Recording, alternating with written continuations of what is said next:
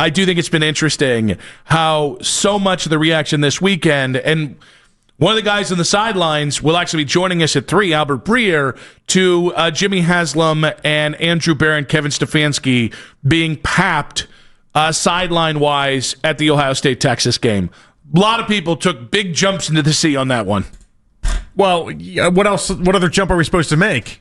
It's the biggest game in college football, and it's right down the road. That, of course, they were going to go. Please. And then, okay, fine. Then explain why they got on a plane then, and then went to the other biggest game in college football at night. Is Jimmy Haslam just some, like, a massive outside of Tennessee Vols football, biggest college football fan we've ever seen? I do believe that they send people to almost all the big games. Okay, but does Jimmy go from plane to plane, and does he go and hop over from Ohio State? I don't follow Jimmy. And then go to the big game on Saturday night, and then go, well, you need to start Jimmy tracking, because that's what we're doing. When Jimmy and the whole entire crew goes from Ohio State, it wasn't just Ohio State, and you're oh, it's right down the road, and we can figure that all out. They then take the plane right after that game, as if they were as discouraged in Arch Manning as I was on Saturday. So they just moved right on from Arch? And was like, let's go check out the next batch of quarterbacks. Right on the plane, right over to the next game. Yeah, I don't know. I think there were a lot of assumptions made. I mean, Jimmy's the guy who's kind of famously said, what was it, 2 weeks ago, when he was like, yeah, I've heard he's not coming out till 2027 anyways. And wasn't that part of the line on Arch Manning like 2 weeks ago when Jimmy spoke to everybody? I thought Jimmy was one of the first ones to. He basically spoke on the Manning's family's behalf. Mm-hmm. But that again, are they planning for this year? Are they planning for next year? What exactly are they planning for? What I do know is that they were on the sidelines for what's supposed to be a generational quarterback, and then they got on their plane and went and watched Nussmeier versus Klubnik and what was supposed to be 2 of the top 4 quarterbacks taken in this year's draft. Like they're not being obvious about it if they're trying to tell us that they're not interested in these quarterbacks. Maybe they just wanted to go to 2 really excitable games. Oh, please. Oh, come on now. I'll give you, listen, I'll give you Clemson LSU. That sounds silly when you even say it. You know that. I think the silliness is assuming that these guys have already moved on from 2025. Like, guys, you're always, if you have a second first-round pick the next year, will you be more invested, especially if you don't have a proven franchise quarterback right now? Will you be thinking ahead? Yes. It doesn't mean they've set sail on 2025. Doesn't mean they set sail on 2025, but it definitely means that they are getting their prep and they're getting ready to go. Like I thought it was almost awkward how obvious it was what they were doing on Saturday, to the point where if I'm Dylan Gabriel or if I'm Shedeur Sanders, I'm like, wait a second. How am I supposed to feel about this if I'm those two? I would probably look at my bank account every other week. Yeah, I'd probably look at that with the thing that says Browns direct deposit. I would probably just chill on that and find out how much career backups can make in the NFL. Well, no, I mean that's what I'd be relying on. If I was Shedeur or Dylan, I'd be thinking to myself, I can be the guy that stops you from doing that.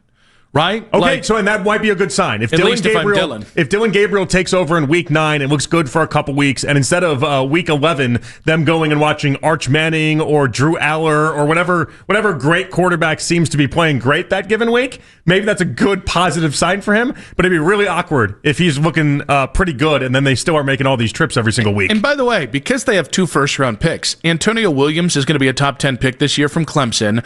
I'm going to go ahead and say LSU's got a couple guys who are going to be top 30, top 50 picks Ohio this State's year. Caleb Downs was going to be Texas. Caleb Downs is a top 5 pick. The idea that everything these guys do is about quarterback, okay.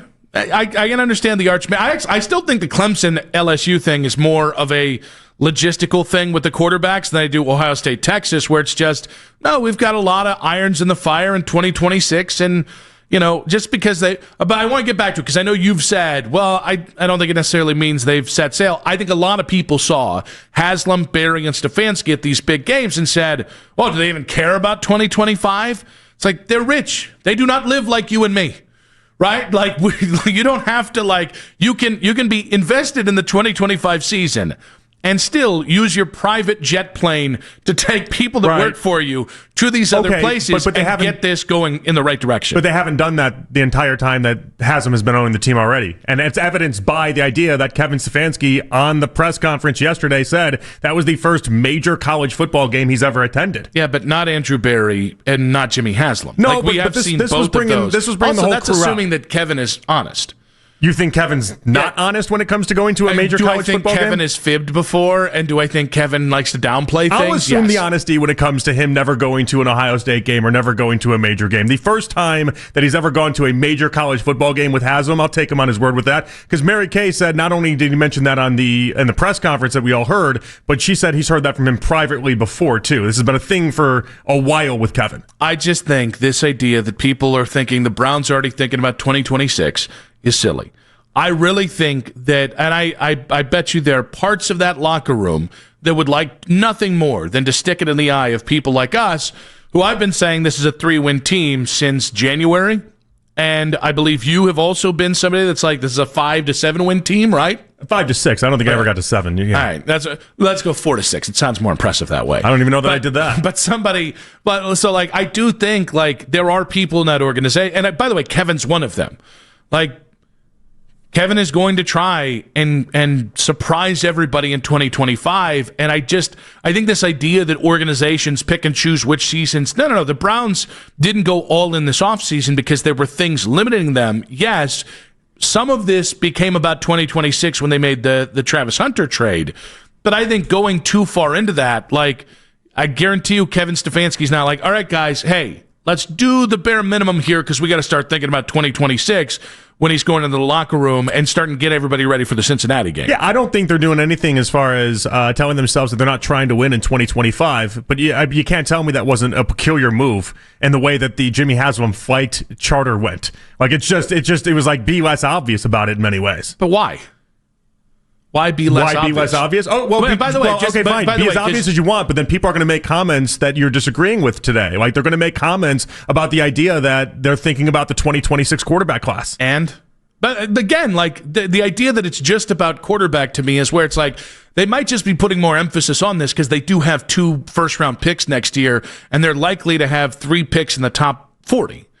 Like, they might be looking at this like, hey, let's get our head out of this because we've also not been very good at drafting until apparently this year where they drafted an all-time. I mean, but then they also saw 3 out of the top 4 quarterbacks in this class. Like, it's not, again, like it'd be, that would fly. 2 of the 4. Arch isn't in this class yet. Arch is in this class. He hasn't declared or done anything with it, but like he's somebody you have to be watching and paying attention to in this. Like I thought it was very obvious what I thought they were trying to do. I was surprised that they did it the way that they did it, and that's okay. Am I hating they were there? Of course not. Make your trips. Go do whatever you need to do. Find as much info and intel. Talk to as many people as you want to talk to if that's what you're really about. NFL personnel go to the most widely anticipated 2 college football games of the weekend. 2. Yes, More. 2.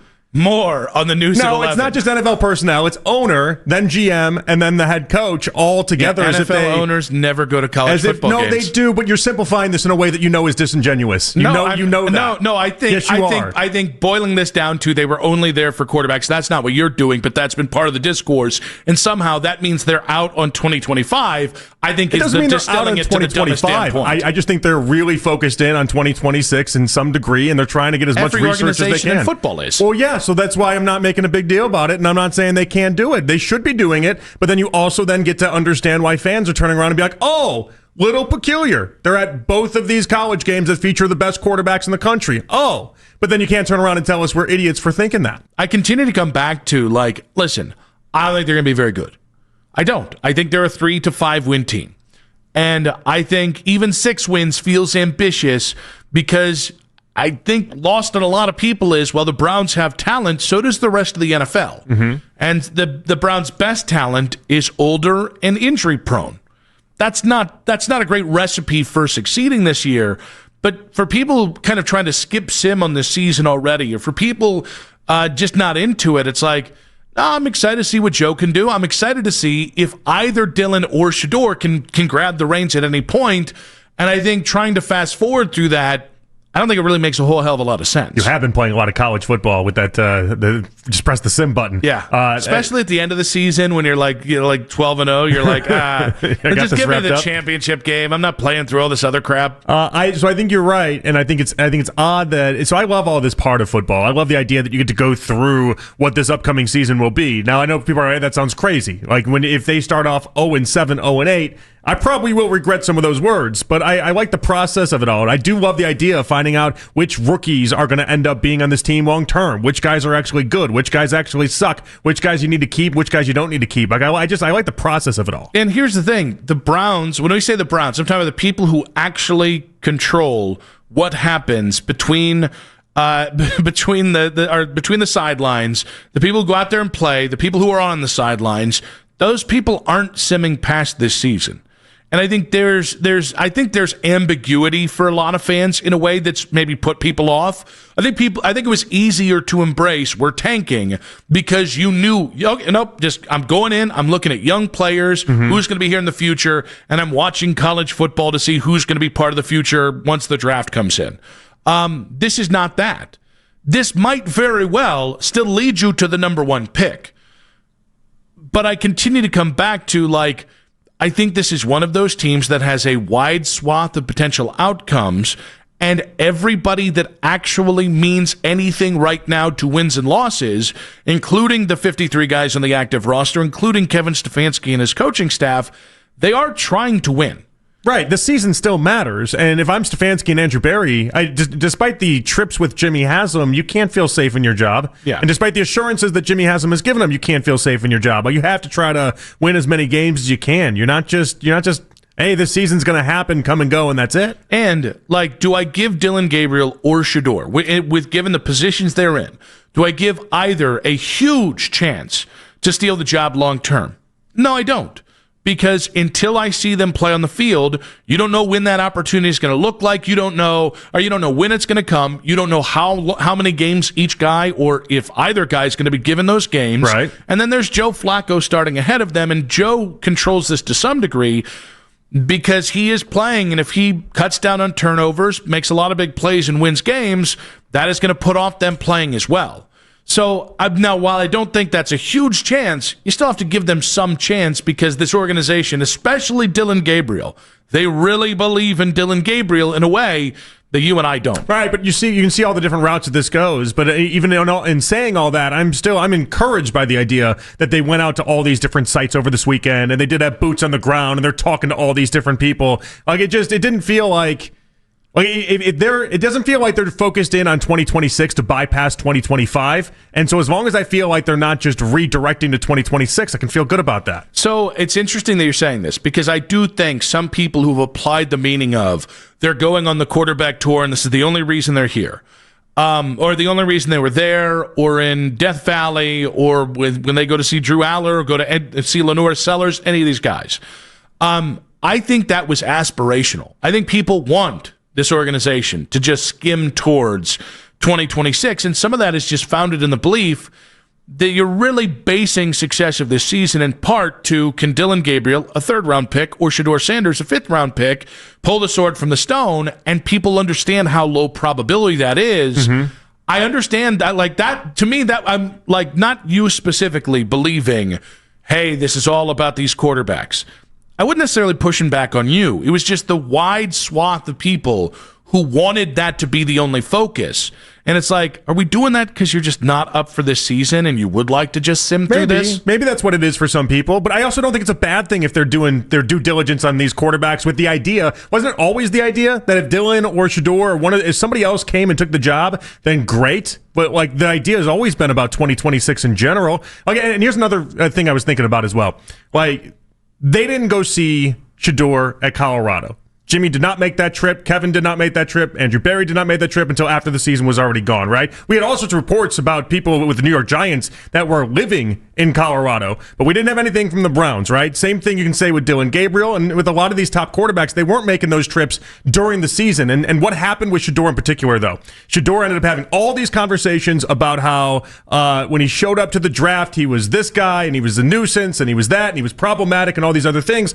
Well, if they meet these quarterbacks now, and they meet the people around him now, there's no chance when you get to February they can skew the opinion when you've already made up your opinion in your mind about what you think about these young men. Now, with that being said, I do think you posed an interesting pre-show question to me that I think Jimmy being at both these games, I do think this is on the table to talk about, and that's whether this is a sign. Jimmy being at both games is a sign that he is back to being involved the way maybe he was in 2016, 2017. He seems very, very involved. I thought the crew and I thought the Buck situation just kind of was it was like a decoy of sorts for him, a distraction of sorts. It got him away from the team. He was still around the team, but it got him away from being as involved. In the past, 3, 4, 5 months, it seems like he is as present as he's ever been. And then these trips signify even more to me that he is as here as he's ever been. What a Sophie's choice we got going on our hands here. All right. Hey, Kevin Stefanski, Andrew Berry, they walked into a situation where the cupboard was mostly full and have rode that to 2 winning seasons and 1 playoff win in 5 years, and now going on year 6. They get to choose your next quarterback, and if they don't, it's because hotshot candid Jimmy is back. Tough for me to be like, yeah, Jimbo's back. Yeah, I want to know. Are you excited that Jimmy is back and ever present, or are you like, I don't know about this? I mean, I honestly didn't have that great of a reaction either way. Here's the thing. I wish I could just be like, leave the football to the football guys.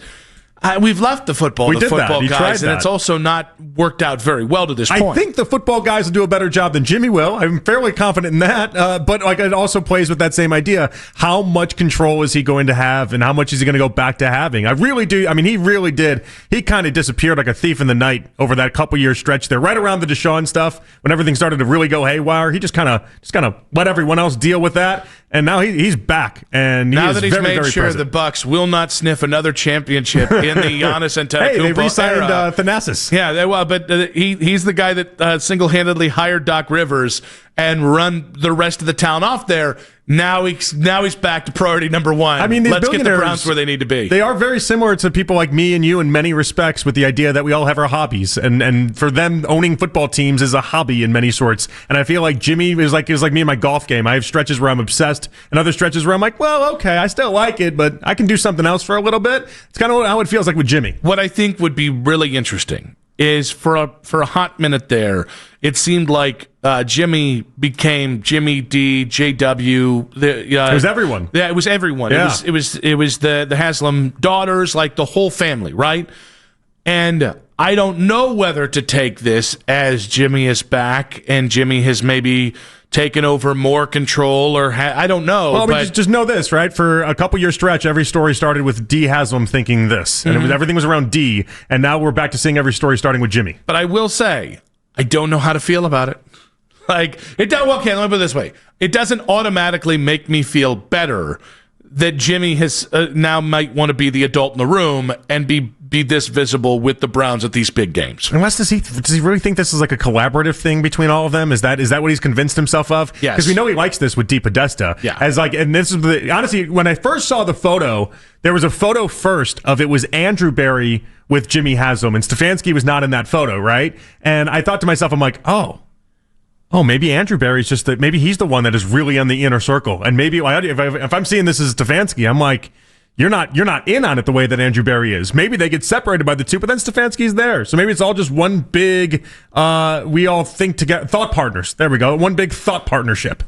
I mean, Jimmy's the ultimate thought partner. Okay, so I'm actually torn on this because I do think the owner has to get to know these kids personally if this is just all about the 2026 quarterback. And I think he has to be a part of that. The problem with Jimbo is that more often than not, him we still getting don't know to know if you can people. Call him Jimbo or not. We don't know. We haven't cleared that. I can. I'm not cleared that. I think he'd be like, did Nick call me Jimbo? Okay, it's fine. It was Nick? Nick did it? Big fella. We like him sometimes. Sure. But no, I mean, I do think I think it's important that he gets to know. The problem is he ends up going wild card and just being like, candidly, this is who I think you should take, and that's not what I want him doing, no matter whether Andrew Berry, Kevin Stefanski are here or whether it's a new brain trust as well.